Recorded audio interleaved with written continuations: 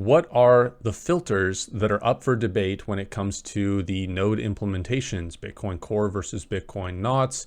There's all this talk about filters. Do they work? What do they actually do? Does it change the block size, the blockchain? Does it change what's going on in there? What is actually going on with all these filters? I hope to explain this. I hope to visually show you the difference between a mempool that has filters and one that doesn't, and how people are going around this. And we're just going to kind of explore this idea of filters on Bitcoin. So this is my Bitcoin node right here. I am running an instance of Bitcoin Knots, which is an implementation that has configurability, additional configurability for your mempool. So if you go into config, you go to mempool, you can change all these different things within here.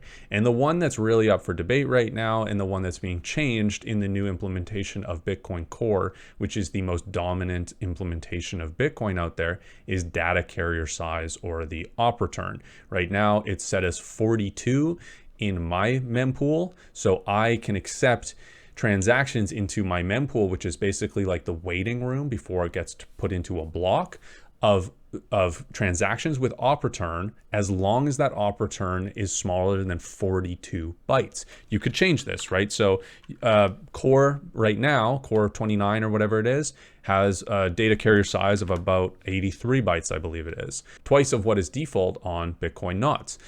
So you could also put this as 0, and then you're just not going to see anything that has any sort of op return. However, there's a reason that this is default at 42. There's nothing necessarily wrong with allowing some data. 42 bytes is so little, and it allows people to embed certain information within there, a little bit of text, not a huge amount, right? The problem with the change to Bitcoin Core implementation is you can put in full JPEGs, small MP4s, audio, whatever, and this could be illicit material. That's one of the many problems with that implementational change.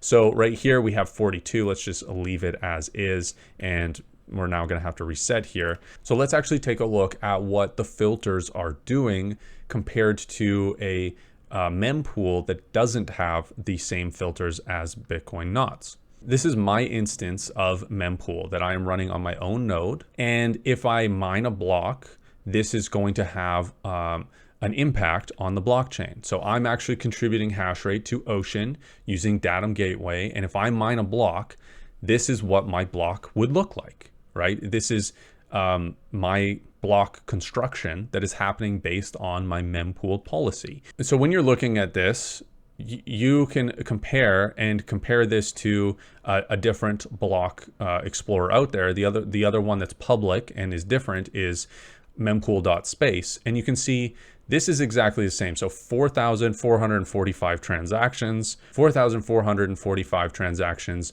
on my instance of the blockchain, and the same with this public one. So that is because the blockchain is the same on both. The mempool is different. So this is the public one here. You can see there's all these other additional transactions in here. So my mempool filters out sub 1 sat per VByte transactions. So I don't see all of these transactions in here that are, if we open this up, all of these are paying less than a sat per VByte. So they're paying 0.24. And if you look at my instance, they don't exist. So these transactions still exist. They're still relayed to some people's mempools, but if you have that filter in your mempool, you're not even going to see them. And that also means that any peers that are connected to my Bitcoin node, they're not getting those transactions from me. They might get those transactions from a different node that has those sub 1 VByte transactions within them, but they're not getting it from my node. So I'm not accepting that data, those transactions, and I'm not relaying or sending that data to other people. So let's take a look at this new transaction that's going to be built here. So, we have 2,500 or around 2,600 transactions in my instance, and we have 2,900 transactions in mempool.spaces. So that means there are some transactions in here that do not fit within my filters. So they have been broadcasted to other nodes that don't have the same filters as me, and they will show up in this instance, and anybody that has the exact same mempool policy as mempool.space. Now there's going to be slight variance because they're all getting their information based on sort of a big network of transactions.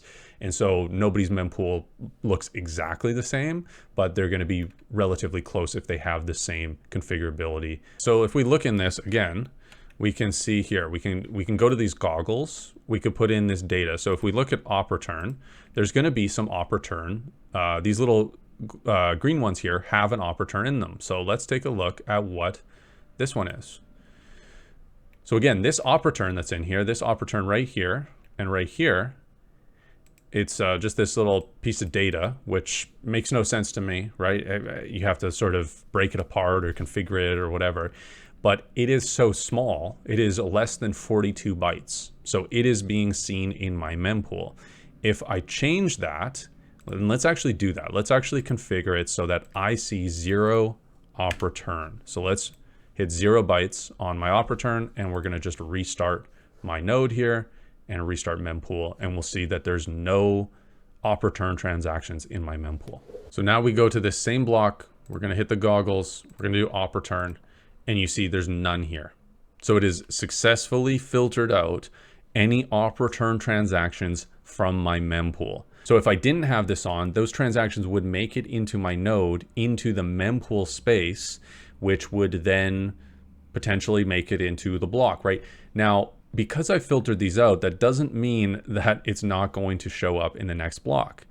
There's going to be op returns in the next block unless it is mined by a miner that has has the same settings, the configurability of 0 byte op return in their block template or their configurability for their node. And there are pools out there that do that. So you can see even these ones here, right? You can see the reason that these blocks are so empty is because they don't have sub 1 sat vbyte transactions. So you can see there's a whole bunch of space here, and all of these are paying more than 1 sat. So if you go here to this one, and the fee rate on this one is 0.29. So all of these transactions, or a bunch of them, are sub 1 sat per vbyte. And these pools that don't have that available for the, that have a setting in there that doesn't allow those to be put into blocks, don't mine them. So this has changed the blockchain that everybody downloads and holds forever, right? The immutable blockchain of Bitcoin has been changed by these pools not allowing sub 1 sat per vbyte transactions. So this pool right here, Ocean, this is a pool that incentivizes people to use Datum Gateway, which is a way of allowing the actual miner that contributes their hash rate to the pool to actually create the block based off of their block construction configuration. So based on my mempool policy of my Bitcoin knots, if I created a block because I contribute hash rate to Ocean, I would create a block with no op return transactions within there. I would create a block with no 1 sat, under 1 sat per vbyte transactions, just as this one did. If you look in here, none of these transactions are sub 1 sat. So one of the complaints with Core versus Knots is that Knots is bad at fee estimation. So if you're trying to send a transaction and you're using my mempool, you might think that sats are 2 sat per vbyte, right? The fee span is between 1 and 22 sats. There's a lot of people overpaying. But if I pay 2 sats, I should be able to get into a block. Now, the problem with that is I don't have all the transactions. What if there's so many transactions that I don't have that are willing to pay more that they push me out if I only pay 2 sats? So my fee estimation is bad in that term because actually there might be more transactions. Now, in this specific case, as we look at it, you can see it's still 2 sats per vbyte. So I'll probably get in, if I pay 2 or a little bit more, I'll probably get into this next block, even with my poor fee estimation because of knots. Now, the caveat to that is I would say the worst type of fee estimation is when you overpay for fees. And just as we saw, Ocean hits a block every once in a while. Just as we saw, there's these blocks that have that get less fees because they don't include 1 sat per VByte transactions. So every once in a while, even if you underpay based on your fee estimation from your mempool being different than everybody else's, you will still end up in a block because there's enough variation of the mempool policies of the miners out there that they will include you in a block eventually based on the space being there and your fee still being enough for them to include it, and they're not including all these other types of transactions, whether it's they're filtering out op returns or whatnot. So what's interesting here is that this is all done on the implementation layer. So these are the nodes, the software that we run, which is open source software, Bitcoin Core, Bitcoinnotcryptoshow, they're both open source. And what's interesting about all of this is these are all options within there to limit your the mempool policy. But the consensus layer, what actually is allowed within the blockchain, is not dictated by the mempool policy on an implementation. So you could still have a much higher op return transaction within a block if a miner was running an implementation that allowed that, or if you went directly to a miner. So there's this program or this creation of this product called Slipstream. So Mara, again, if we go back here, we can see a lot of Foundry USA, but we can eventually go and see that Mara will have hit a block, and because they're so massive, right? So here we go, here's Mara. So if you're going to use Slipstream, you could put a transaction which has a really high op return in it, right? You could put all sorts of data within the op return spot of the block and get a transaction if you went directly to the miner.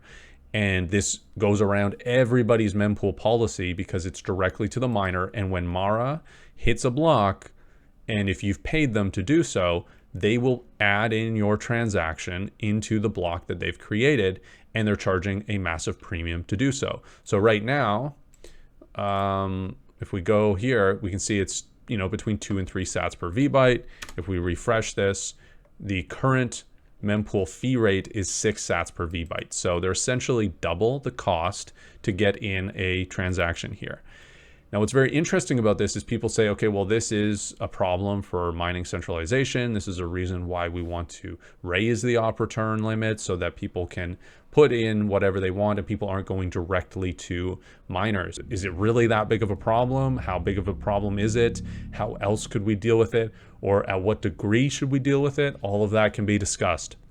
Instead, Core just said, we're just going to nuke the op return limit. We're just going to make it so anybody basically can put in any size op return they want.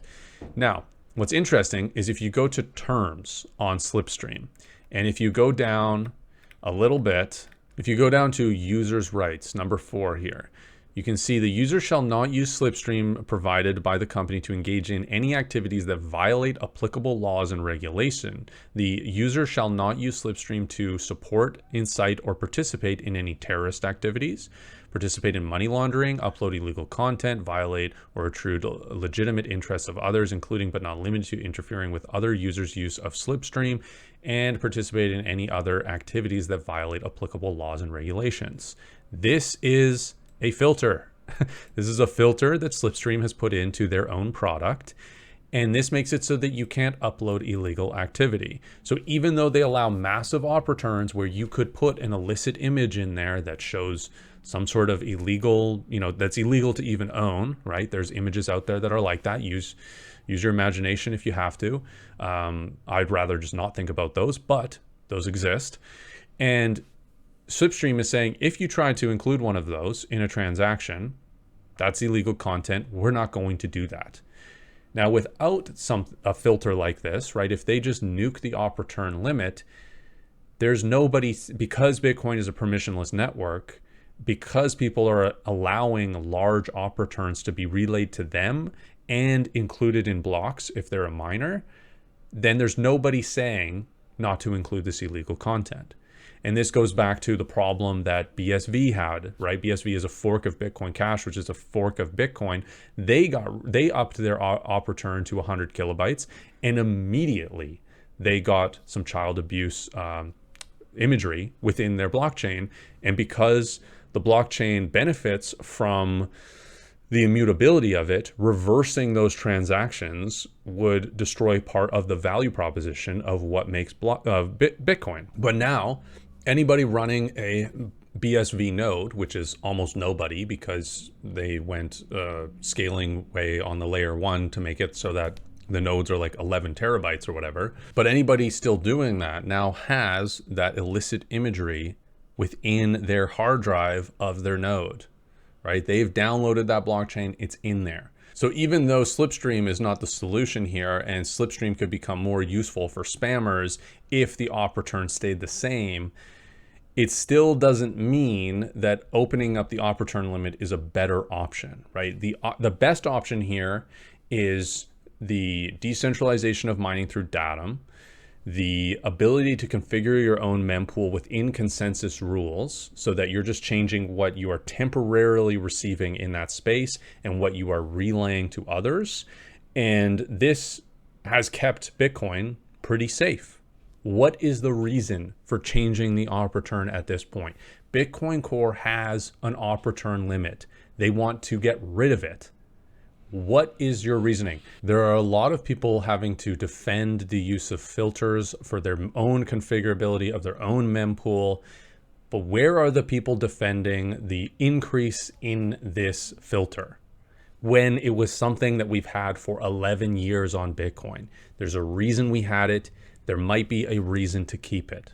So check this all out yourself, look more deeply into this. Bitcoin Mechanic has excellent videos about this. You can look at the other side too and try to figure out their reasoning for it. A lot of it is bad fee estimation and centralization of mining and the ability to go around mempool policy in these ways like Slipstream. To me, those trade-offs do not seem as bad as allowing people to permissionlessly destroy the blockchain with illicit imagery and whatnot. So that's just the way I put it. And if you guys want to run your own node, you can check out the DIY mini PC build that I have. I have a whole series about that. It's the cheapest and best way to run your own node, in my opinion. There is a little bit of, DIY to it. So if you want a plug and play option, you can get the Start9 Server Pure or Server 1. And I have a 5% discount link in my description to check those out. And you can run your own Bitcoin node and you can essentially vote and participate in the changes that you want to see on the Bitcoin blockchain. Thanks everyone for watching, and we'll see you on the next episode of Bitcoin, Not Crypto.